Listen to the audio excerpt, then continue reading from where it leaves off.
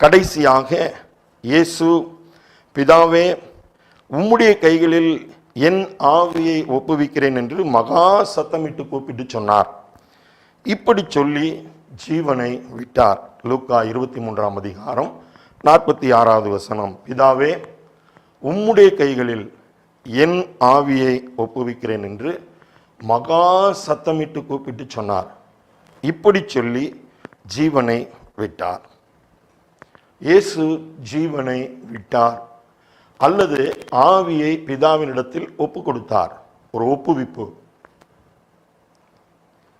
யோவான் சுவிசேஷம் மறுபடியுமாய் நாம் 10ஆம் அதிகாரத்திற்குள்ளாய் வந்து பார்ப்போமானால், இயேசு எதற்காக ஜீவனை ஒப்பு கொடுத்தார் அல்லது ஜீவனை விட்டார் என்பதை நாம் அறிந்து கொள்ள முடியும்.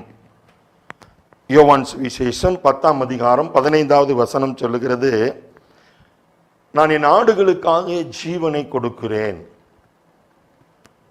எந்த நோக்கத்தோடு பிதாவாகிய தேவனால் இந்த உலகத்திற்கு அனுப்பப்பட்டேனோ அந்த நோக்கம் பூரணம் அடைய வேண்டுமானால், நிறைவாக வேண்டுமெனால், நான் என் ஜீவனை கொடுத்தாக வேண்டும். அவராலே அன்றி வேறு ஒருவராலும் நமக்கு ரட்சிப்பு இல்லை. நாம் ரட்சிக்கப்படும்படிக்கு வானத்தின் கீழே மனுஷருக்குள்ளே அவருடைய நாமம் அல்லாமல் வேறொரு நாமம் கட்டளையிடப்படவில்லை. ஆகையினால் ஒரு நல்ல மெய்ப்பனாகிய இயேசு சொன்னார், நான் என் ஆடுகளுக்காக ஜீவனை கொடுக்கிறேன். நான் ஜீவனை கொடுக்கும் பொழுது இந்த தொழுவத்தில் இல்லாத அநேக ஆடுகளும் இங்கே வந்து சேர வேண்டிய ஒரு நிலை உண்டாகும். அப்பொழுது ஒரே மந்தை, ஒரே மெய்ப்பன் என்ற ஒரு சூழ்நிலை உண்டாகும். ஆகையினால் இயேசு, பிதாவே உம்முடைய கைகளில் என் ஆவியை ஒப்புவிக்கிறேன் என்று மகா சத்தமிட்டு கூப்பிட்டு சொல்லி தன்னுடைய ஜீவனை விட்டார். இரண்டாவதாக யோவான் சுவிசேஷம் 10ஆம் அதிகாரம் 17வது வசனத்தில், நான் என் ஜீவனை மறுபடியும் அடைந்து கொள்ளும்படிக்கு அதை கொடுக்கிறபடியினால் பிதா என்னில் அன்பாயிருக்கிறார் என்று சொல்லுகிறார். முதலாவதாக அனுப்பப்பட்ட நோக்கம் நிறைவேறும்படியாய் ஜீவனை கொடுத்தார். இரண்டாவதாக அன்பின் நிமித்தம், அதாவது பிதாவின் மேல் தான் வைத்திருக்கிற பூரணமான அன்பின் வெளிப்பாட்டின் நிமித்தம் தன் ஜீவனை கொடுத்தார்.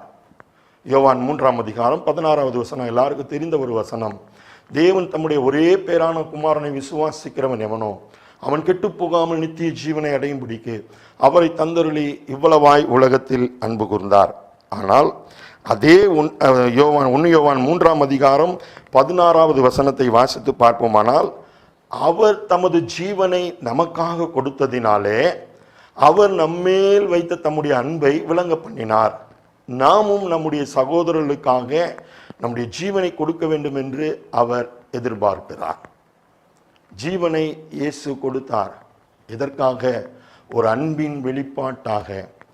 பிதா என் மேல் வைத்திருக்கிற பூரணமான அன்பை நான் வெளிப்படுத்த வேண்டுமானால், தன் சிநேகிதனுக்காக தன் ஜீவனை கொடுக்கிறதிலும் உயர்வான அன்பு வேறு எங்கும் இல்லை என்று எழுதப்பட்ட வசனத்தின்படி நான் பிதாவை எவ்வளவாய் நேசிக்கிறேன் என்பதை மற்றவர்கள் உலகம் அறிந்து கொள்ளும்படியாக தன் ஜீவனை இயேசு கொடுத்தார். கடைசியாக அதிகாரத்தின் நிறைவேறுதலாக தம்முடைய ஜீவனை கொடுத்தார். யோவான் 10ஆம் அதிகாரம் 18வது வசனத்தில், என் ஜீவனை ஒருவனும் எடுத்துக்கொள்ள முடியாது இயேசு சொன்னார். அதை கொடுக்க எனக்கு அதிகாரம் உண்டு. இந்த அதிகாரத்தை நான் தேவனிடத்தில் பெற்றிருக்கிறேன். ஆகையால் ஒருவரும் என்னிடத்திலிருந்து எடுத்துக்கொள்ள முடியாத அந்த ஜீவனை நானாக பிதாவினிடத்தில் ஒப்புக் கொடுக்கிறேன். என்னுடைய அதிகாரம், என்னுடைய வல்லமை, எனக்கு இருக்கிற காரியங்கள் பிதா அத்தனையும் எனக்கு கொடுத்தபடியினாலே நானே அதை பிதாவினிடத்தில் ஒப்புக் கொடுக்கிறேன் என்று சொன்னார். பிதாவே உம்முடைய கைகளில் என் ஆவியை ஒப்புவிக்கிறேன் என்று மகா சத்தமிட்டு கூப்பிட்டு சொல்லி இயேசு தம்முடைய ஜீவனை விட்டார். எத்தனையோ பொறுப்புகளை இயேசுவினிடத்திலிருந்து நாம் பெற்றிருக்கிறோம். ஒருவேளை இந்த வார்த்தையிலே நாம் நிறைவாய் சொல்ல முடியுமா? ஆண்டவரே, நான் அனுப்பப்பட்ட நோக்கத்தை நிறைவேற்றி விட்டேன் ஆண்டவரே, அதன் அடையாளமாக என்னை உமக்கு கொடுக்கிறேன். இயேசுவே, நீர் என்னை பூரணமாய் நேசிக்கிறீர். நீர் என்மேல் வைத்திருக்கிற அன்பு அளவிட முடியாத அன்பு, அதை நான் அனுபவிக்கிறேன். ஆகையால் அந்த அன்பின் வெளிப்பாடாக என்னையும் என்னுடைய குடும்பத்தையும் உடைய கருத்தில் ஒப்புக் கொடுக்கிறேன் என்று சொல்ல முடியுமா? கடைசியாக இந்த அதிகாரம் அத்தனையும் உம்முடைய கருத்திலிருந்து நான் பெற்றுக்கொண்டது ஆண்டவரே, நானே உமக்கு கொடுக்கிறேன் என்று சொல்லுவோம். முதலாவது தேவனுடைய ராஜ்யத்தையும் அவருடைய நீதியும் தேடுங்கள், அப்பொழுது எல்லாம் உங்களுக்கு கூட கொடுக்கப்படும் என்று சொல்லி இந்த முன்னுரிமையின் ஆண்டிலே நாம் வாக்குத்தத்தத்தை பெற்றிருக்கிறோம். கொஞ்சம் யோசித்து பார்ப்போம். நாம் மன்னிப்பை பெற்றுக்கொள்வதற்கு எந்த முன்னுரிமை எடுத்துக்கொண்டிருக்கிறோம்? இயேசுவினுடைய விலையேறப்பட்ட ரட்சிப்பை சுதந்திரித்துக் கொள்வதற்கு நாம் எந்த முன்னுரிமையை எடுத்துக்கொண்டிருக்கிறோம்? இயேசு நமக்கு கொடுத்த பொறுப்புகளை இந்த உலகத்தில் நிறைவேற்றி முடிப்பதற்கு நாம் எந்த முன்னுரிமைகளை எடுத்துக்கொண்டிருக்கிறோம்? நாம் கைவிடப்பட்டு கலங்கி நிற்கிற வேலைகளில் எல்லாம் நம்மை தேற்றுகிற, நம் நிமித்தம் அநேகர் ஆசீர்வாதமாய் இருக்கும்படியாய் நம்மை நடத்துகிற தேவனுக்கு மகிமை உண்டாகும்படியாய் நாம் என்ன முன்னுரிமைகளை எடுத்துக்கொண்டிருக்கிறோம்? நாம் தேவனுடைய வார்த்தை நம்முடைய வாழ்க்கையிலே, குடும்பத்திலே, திருச்சபையிலே நிறைவேற வேண்டும் என்பதற்காக எந்த முன்னுரிமைகளை எடுத்துக்கொண்டிருக்கிறோம்? நாம் முடிந்தது என்று சொல்லி எனக்கு கொடுக்கப்பட்ட பொறுப்புகள் அத்தனையும் தேவ நாம மகிமைக்காக நிறைவேற்றி முடித்தேன் என்று அந்த நியாய தீர்ப்பு நாளிலே நல்லது உண்மை உத்தமமான ஊழியக்காரனே உன் எஜமானுடைய சந்தோஷத்தில் பிரவேசி என்று பிதா நம்மை மகிமைப்படுத்தும்படியான ஒரு நேரத்திற்கான எந்த முன்னுரிமையை நாம் எடுத்துக்கொண்டிருக்கிறோம்?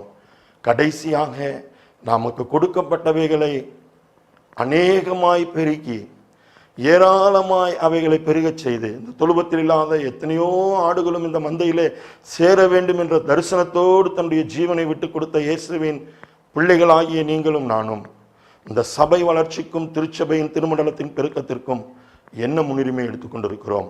கர்த்தர் இந்த வார்த்தையை தியானித்த உங்கள் அனைவரோடும் கூட இருந்து எந்த வழியிலே நாம் நடக்க வேண்டும் என்று கர்த்தர் தீர்மானித்திருக்கிறாரோ அந்த வழியிலே நாமும் நம்முடைய குடும்பமும் திருச்சபையுமாய் நடந்து தேவனை மகிமைப்படுத்துவதற்கு ஆண்டவர் நமக்கு உதவி செய்வாராக. ஆமென்.